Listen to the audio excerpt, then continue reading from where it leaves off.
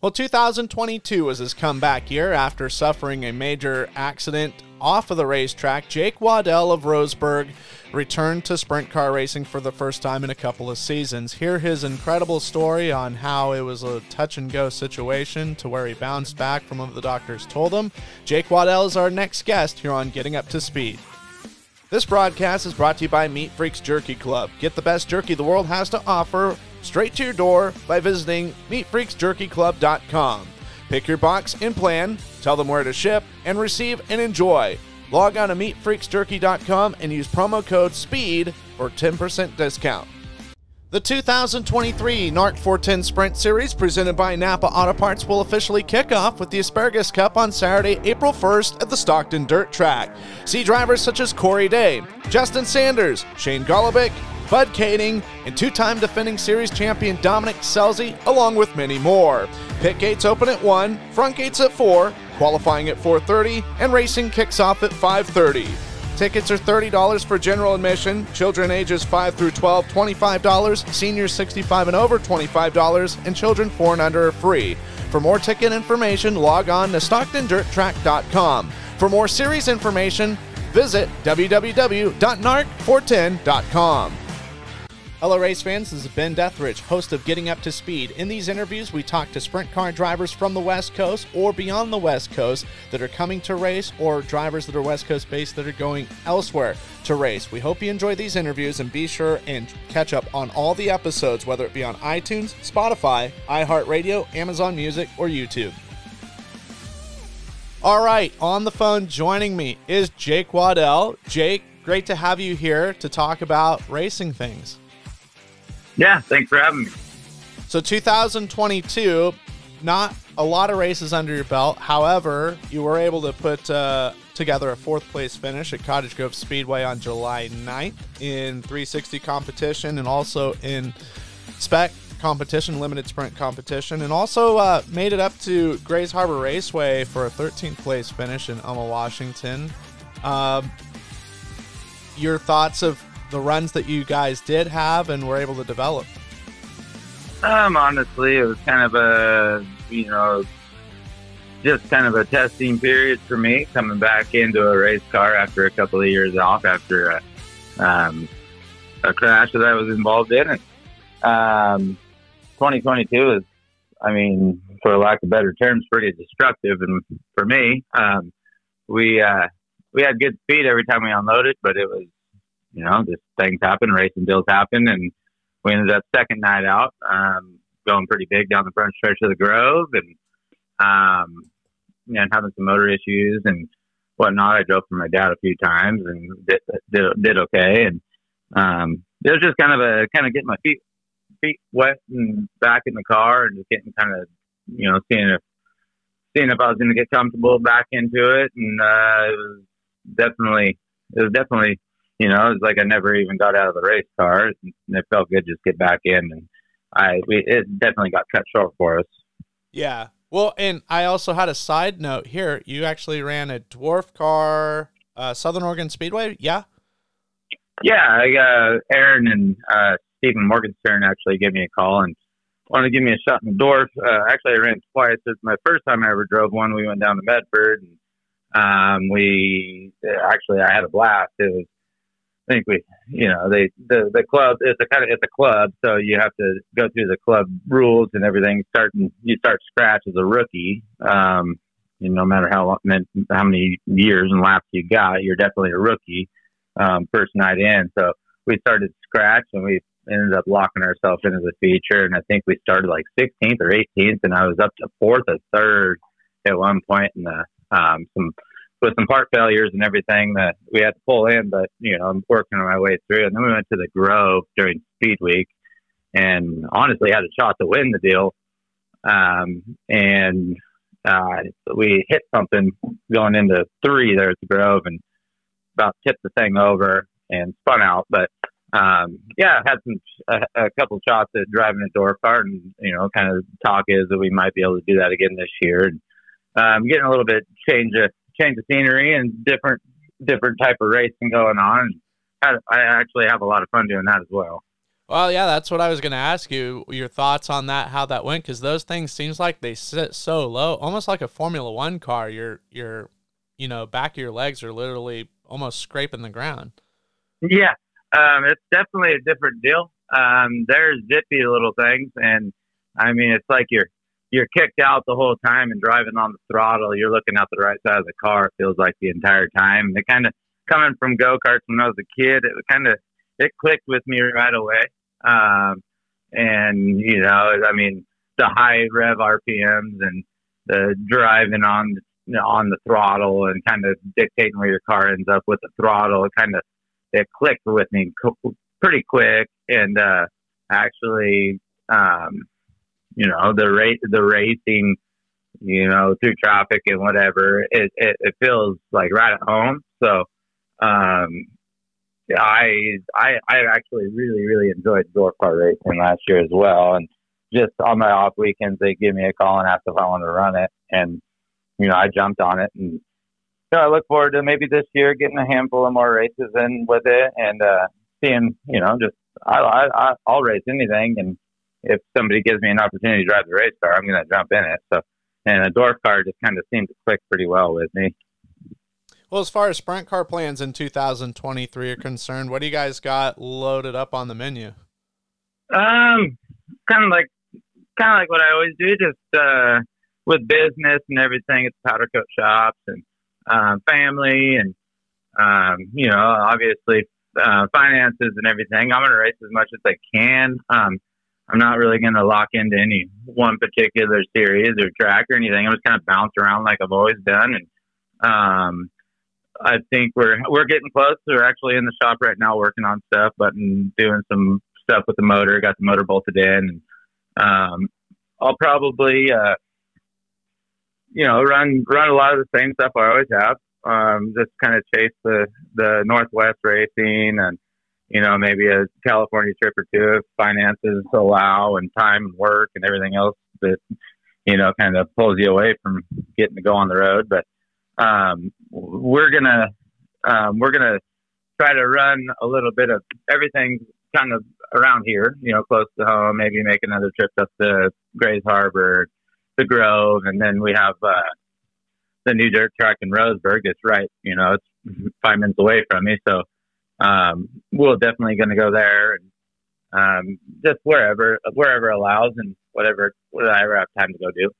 Well, a racetrack in your hometown, Roseburg, with dirt back on it. Do you remember back in the 90s when it was dirt for that one and only season? So I was actually there. I don't know if it was an actual outlaw sanction deal or what it was, but my dad, I was probably 3-4 years old, maybe. I actually got my very first sprint car T-shirt there. Okay. And it was Paul McMahon in the U2 car. Okay. And I think a couple of the outlaw teams actually stopped. I don't think it was an actually outlaw deal, but correct. Correct. It was an outlaw of an outlaw deal. Yeah, it was kind of like the outlaws of the outlaws. Sure, sure. But I don't remember it. But I was told that I was there. Me and my dad went down there, and we watched the deal, and I got my very first sprint car T-shirt there. And as far as me remembering anything, no, I don't remember anything about it. Sure. But I believe, and I was told, and my parents told me that I was there. And as far as anything else goes there, I can count on maybe a finger or two how many races I've actually watched there, just because my whole family's been dirt, and I've never really watched many races down here in town. I've always been at the Grove or somewhere wherever the ASCS tour was, and I just haven't had a lot of time to go down there. But the track is looking really nice down there. Well, it's got to be a welcome change, because you mentioned all those places, Elma, even Medford in California. You got to travel quite a bit of distance to go to places. Even Cottage Grove, it's not exactly down the road, but to have finally something there literally in your backyard, it's got to feel wonderful. And I hope nobody takes it for granted. Well, I mean, as far as, as long back as I can remember, I've always kind of looked at that place, and I've driven by it to go to work every day. And, I've driven by it my entire life, and I've always looked down there and just thought, man, like, if there was a nice clay oval on that place, it would be housed every single Saturday night. And I just think that the facility and everything around it is just right off the freeway. You can literally drive by on I-5 and look down and see wing sprint cars winging around 3 and 4. And I've always just kind of, I guess, like dreamed of seeing that dirt. And then when the talk started happening, it's like, yeah, we have to go out of town to go race. And the Grove's only about 45 minutes in the truck. And it's been our home track for, all these years. And the Grove's always been, home to us. But when the talk of this started happening, it was like, okay, it's always been a talk. It's always been a talk. I'll believe it when I see it. And then it started kind of materializing, and you drive by and you see actual dump trucks dumping clay on it. You're like, oh, here we go. I've been waiting this whole time to be able to,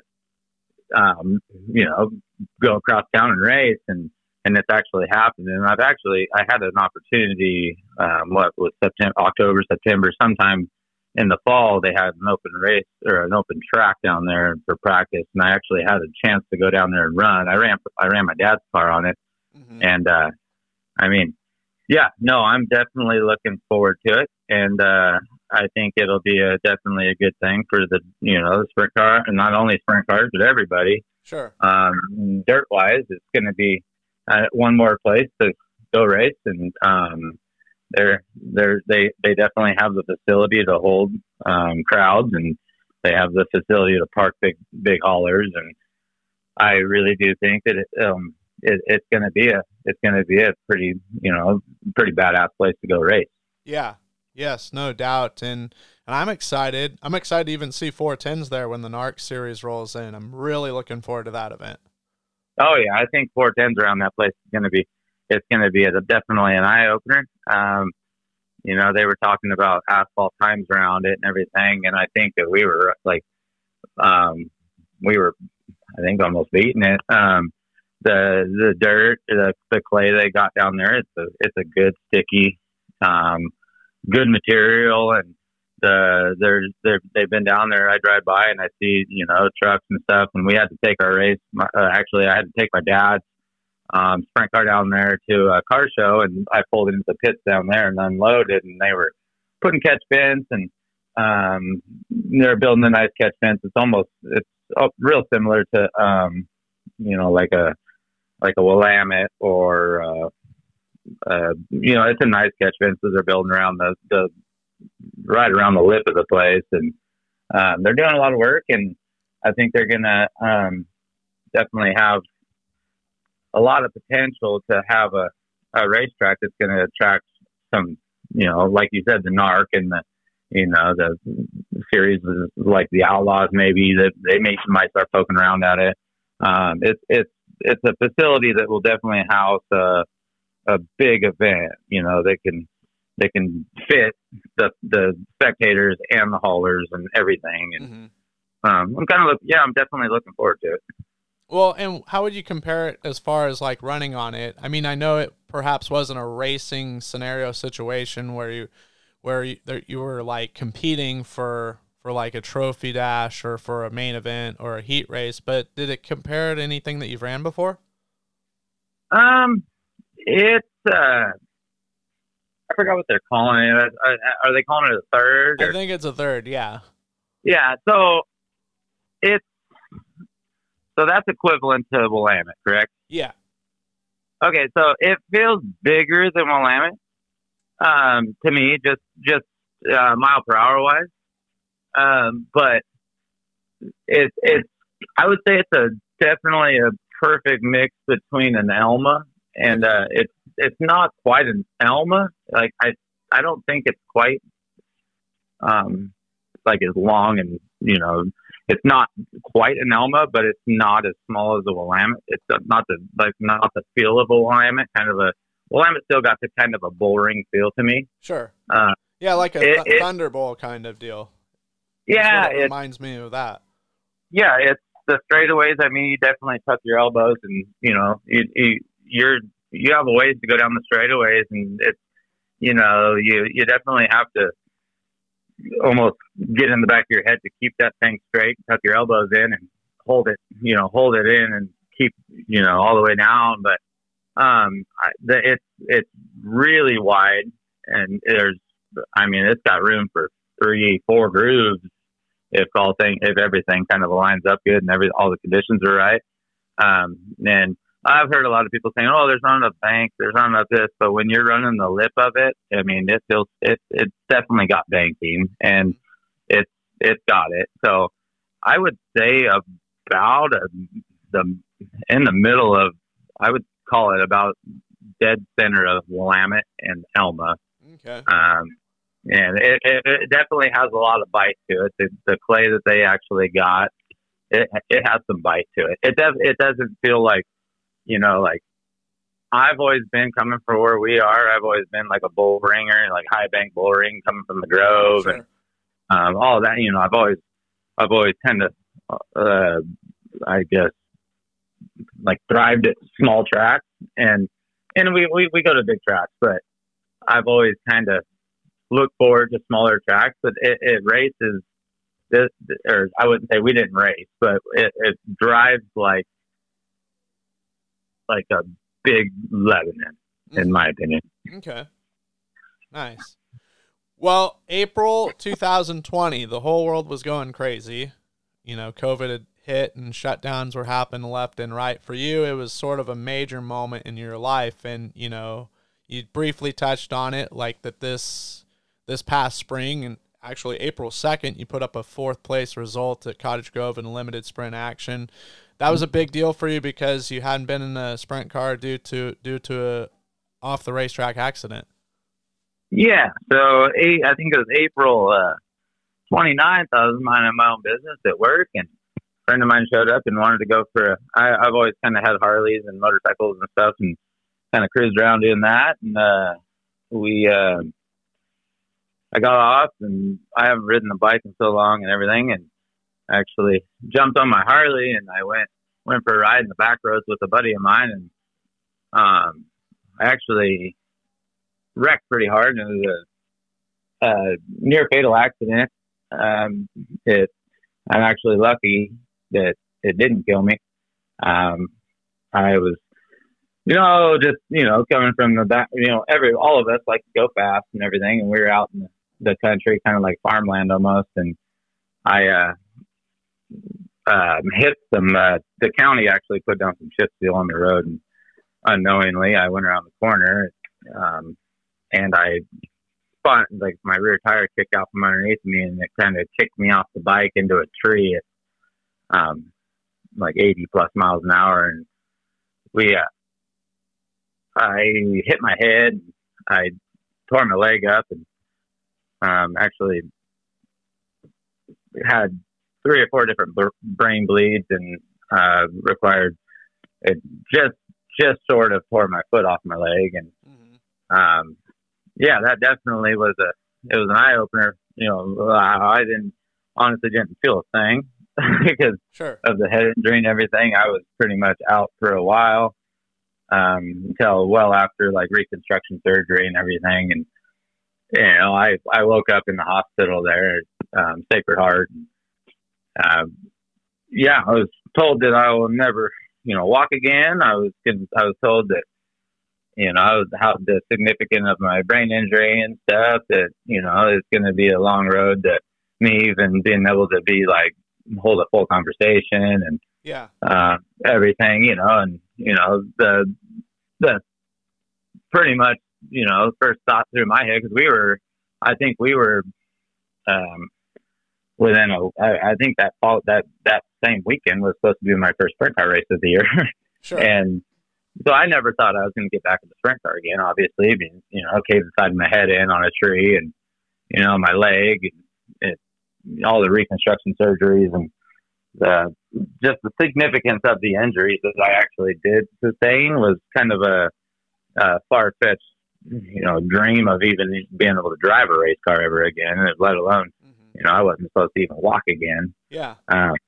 And, yeah, no, it was definitely, it was a hard deal for myself. I mean, I think it was even harder on my family, being, like you said, it was COVID and everything. And, they were telling me that, telling my family, I was obviously, I was under, I was Sure. definitely not, coherent or, even awake to even know what was going on. But, Yeah. My family was unable to come and see me or even be in the hospital or anything. And they shipped me up north from here. And with the unknowing and the lack of communication and, my family. And then, my girlfriend, Michaela, was, 6 months pregnant with our first kid. And, I was kind of on the edge of, is he going to survive? Is he going to, Sure. we have a baby on the way and he's on life support and up north. And, yeah, I mean, it was definitely one of those moments in time when I finally did come to that I was, one of the very first thoughts in my head was, I'm never going to drive a sprint car again. Like and that's kind of all we knew. And, obviously it's the recovery happened and I'm kind of back up. I have a permanent limp and some other injuries and everything, but as far as everything else and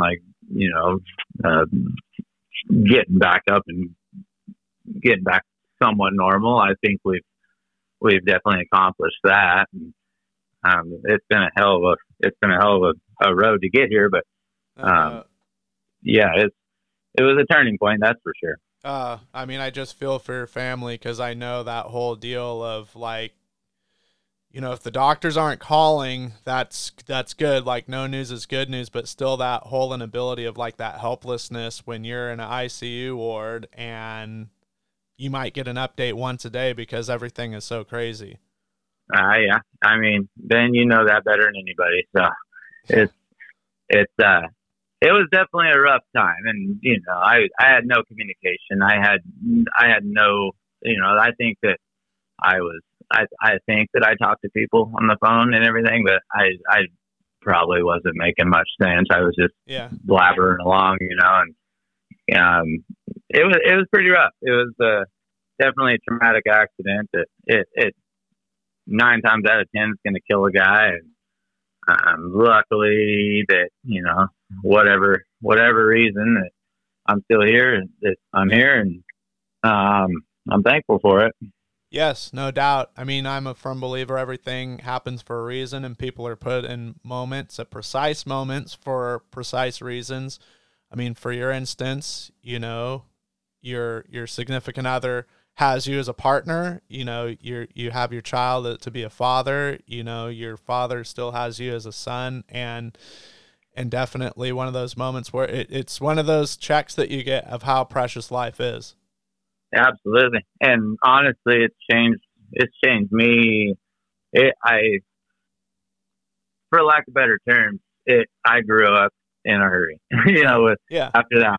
I mean, sometimes, the old, whatever the saying is sometimes you need to learn the hard way. If for whatever the saying is that, I'm not going to learn unless something bad happens or whatever. Mm-hmm. I have definitely slowed down a lot since then. And I've kind of learned to appreciate and the fact that I am here and I get to raise Jeff, my son, and I'm here to be a part of all this. And, it's definitely this little stuff, just little decisions you make. I have definitely turned into kind of, I wouldn't say a sissy, but I look both ways before I even pull out in an intersection anymore. I don't want to go through that again, and I don't want anybody else around me to go through that again or ever. So it's definitely opened my eyes, and honestly, it's kind of made me appreciate even being able to strap back into a sprint car again. And honest, like I feel like just because of I was pretty much 100% certain that I would never be able to do this, racing again. That now I enjoy it more. I don't necessarily care if I'm not top 5 anymore. I don't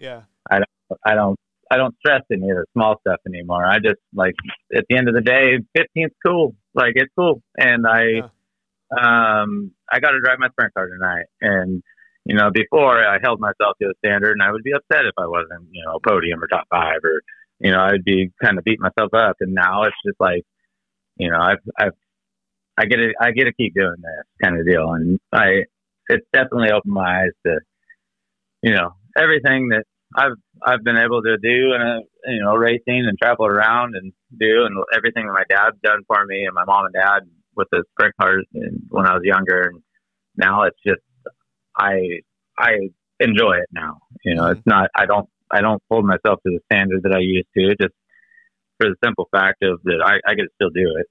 Yeah. Well, and I mean, you look at it, and it was an unfortunate deal that happened, but it puts you in a position. I'm not putting you on some holy pedestal, so don't take it that way, but it gives you an opportunity to be a mentor of like, hey, to some kid that you're seeing that's maybe going down the road, perhaps maybe you weren't at, not saying that you were in a terrible place in your life or anything and making all bad decisions, but like, hey dude, like this can change on a dime. Don't be doing stupid stuff because of this. Right. But also a role model in the sense for people that may have gotten injured. And it's like, look, yes, the doctors, they have a lot of knowledge. However, like, push yourself. They told me I wasn't going to walk again, talk again, drive again, and look at me now, kind of thing. I mean, look at us now. We're having a full conversation that somebody almost 3 years ago said that you were going to be completely incapable of, most likely. No, exactly. And it's like, honestly, anymore, like I feel like, I'm 34 now, but I've lived a life of like a old guy. Sure. And I have the experience and stuff of an old guy. And yeah, an old soul in a young body kind of thing. Yeah. And so like everything whatever has happened, it's done and over with, and it's happened. But anymore, like, I feel like I'm more like so I have like I spend a lot of time, and I volunteer down at the Roseburg Indoor Go-Karts, and that's where I grew up racing. So I spend my weekends down there, and just whatever little part of what I can offer down there just to keep it going, because I have a kid coming up, and we're going to do this stuff, and we're going to start over with him. And so I feel like I'm more valuable now of just literally talking to these kids and just like, trying to, and, like pound it in their head to just enjoy this, man. Sure. Like, enjoy it. You're doing what you love. Enjoy it. Because the more you bicker, the more you worry about all the small stuff, and the more you beat yourself up and all that little, like the little stuff that really at the end of the day doesn't matter. Like, I preach the fact that, like, you get to do the coolest thing that, like, look at all the people in the grandstands. They wish you were you. They Absolutely. Wish they were you tonight. Like, there's a huge line of people wanting to be in your position, and you're acting like you don't even want it. So. Yeah, and you're slamming things around and whatever. I've been that guy. Yeah, I've thrown my tantrums, and I've had my bad nights. But like now, like, I feel like I wouldn't call it a mentor, because I haven't really earned that, but I've done this a long time, and I feel like anymore, like, I'm the most value I have at a racetrack anymore is, like, honestly, just almost coaching the kids coming up, it's like trying to instill them, like, keep your head, man. Don't blow all this stuff out of proportion. If you get roughed up and you're still on all four and your car's running good, just like bury it, be an oak, and like get back to your race. You lost the spot, and he did it kind of rough, but who cares? Like, sure. Get back to your race and just enjoy it and get along with your dad. Me and my dad, we didn't always get along on the road. And, yeah. Like most drivers on the road trying to compete for, against some of the best there is, tensions are high, and it's not worth it. And it can get taken from you right now. And like, that's kind of like my experience of it. And, if you're able to show up week in and week out, and you have the family and everybody behind you and backing you and pushing you, and I mean, just smile and just enjoy it, because there's a lot of time, money, and energy and everything going into this. And you can do it. You can have, if you're not having fun, you can go do something for a heck of a lot cheaper, and it's like, and enjoy yourself. But like the best thing I can say is, like, there's thousands of people sitting in the grandstands that wish they were you tonight, and regardless of first or beam A, man, it's everybody's like a hot rod out there. Everybody's doing their best, and I just feel like anymore my attitude's definitely changed towards all that stuff. When I knew, like, my dad's super deep into the sprint car world, the sprint car stuff up here in the Northwest, and and he was kind of like, "What do you think? You want to go race? I think you're good, and you're back on your legs." And he actually, I owned my own race car, and he put it in his hauler, and Cottage Grove was having a practice day, and I've never been as scared as I was that day growing up to the Grove. I've driven that road a million times going to that racetrack, and knowing that I was coming back into a sprint car, a 360 sprint car, and going to go jump into the racetrack, and I was shaking, scared, and I got back in, and as soon as I flicked the mag on, it, like, all the fear went away, and I was back kind of home almost.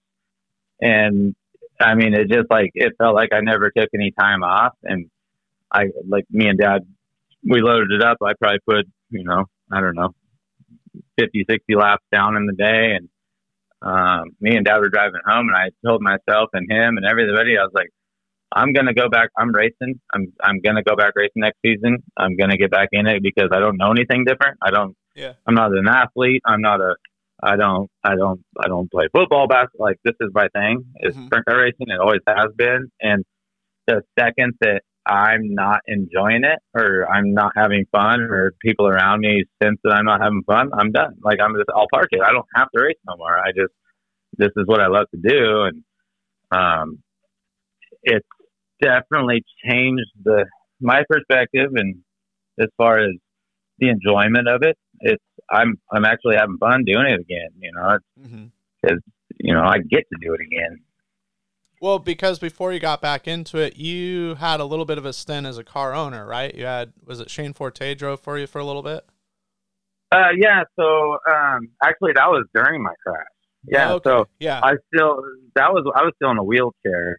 I was helping my dad quite a bit and everything.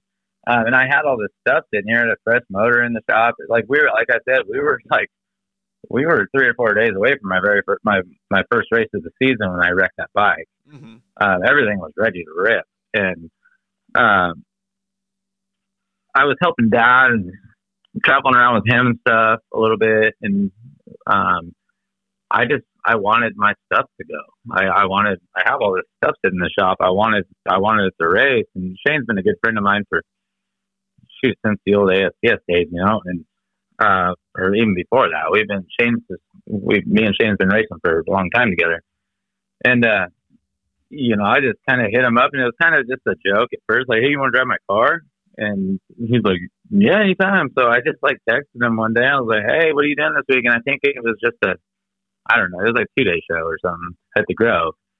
And I just wanted my car to go race, and I didn't care who was in it. I just wanted to race. And he met me at the Grove a few hours before the race, bolted his seat in it, and we went and raced. And he actually did really well in the car. And he's, I just wanted the car to go, and I didn't care if I was in it. I didn't care if who was in it. And, Shane at the time. I think I heard he's getting a 360 back together, but he didn't have the 360 build. He's been running limited for the last, so many years. And I had a 360, and it was a big 360 show, and I wanted him to run it. So made the car work for him and fit him in it, and we went and raced.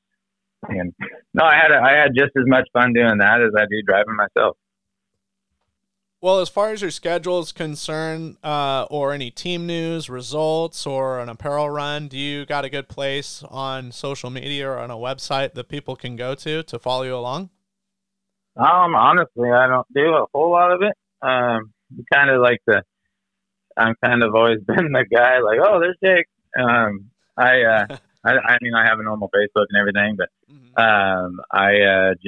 I'm probably just gonna kind of stick around here. I might, like I said, I might make an Elma trip or two and race the Grove. I love the Grove. It's kind of just right up my wheelhouse, and Roseburg stuff, and just kind of I honestly, I'm not gonna hold myself to like a dead set schedule or anything. I'm gonna do like that true, Northwest, I guess you call it an outlaw schedule. And yeah, I'm gonna race where and when I want, and I'm gonna, definitely Roseburg's gonna be right here. So if funds are a little short or whatever for diesel, and diesel's definitely not, it's up there right now. So traveling is a little tougher than it used to be, but the Grove's, I'll probably bounce between the Grove and Roseburg, and depending if like say like you mentioned Southern Oregon or Medford, or they have a 360 show, or whatever. And speed weeks, I saw 2 speed weeks this year, so there's multiple opportunities to go travel around a little bit. I'm just gonna kind of take it week by week how the car is, and if we wrecked last week, or how business is, because I run 2 powder coat shops, so it takes a lot of my time, and I have a 2-year-old now, and he's getting real close to starting. We actually this last winter we actually bought him his first box stock. So okay, nice. I've been building a box stock too, and he's obsessed with. He's obsessed with race cars and sprint cars, and so I'm gonna go race whenever family and work and money allows, and just kind of probably do what I always do, and just show up when I can and drive as hard as I can until it hits something really hard or we do well. Awesome. And as far as sponsors, individuals, marketing partners you want to mention that are going to be helping you in 2023, what do you got lined up there? Right now it's kind of been obviously Double R powder coating, the powder coat shop that we own. As far as everything else, it's kind of always been myself, and the powder coat shop helps. Obviously it feeds me, so it feeds the race car team. And I last year I had RTR diesel on the car. I had visual effects graphics. RJ McGahee, he's a limited sprint driver. He does it. He's always helped us with our vinyl and everything. And but as far as like everything, the last few years, it's me personally, a car owner. I've always just kind of done it for myself and done it with what I have. And, hey guys, it's not thanks a whole for lot, listening to this latest episode of Getting Up to Speed with me, Ben Deatherage. We hope you enjoyed this program. Pretty quick. We hope also that you hit the subscribe button and the like button, as that really helps things out, spreads things out. Be sure and share as well on social media so that more people can listen to these great interviews and from these great drivers this year. Getting Up to Speed is a production of High Side Racing Promotions. For more information, you can check it all out on Facebook at High Side Promotions.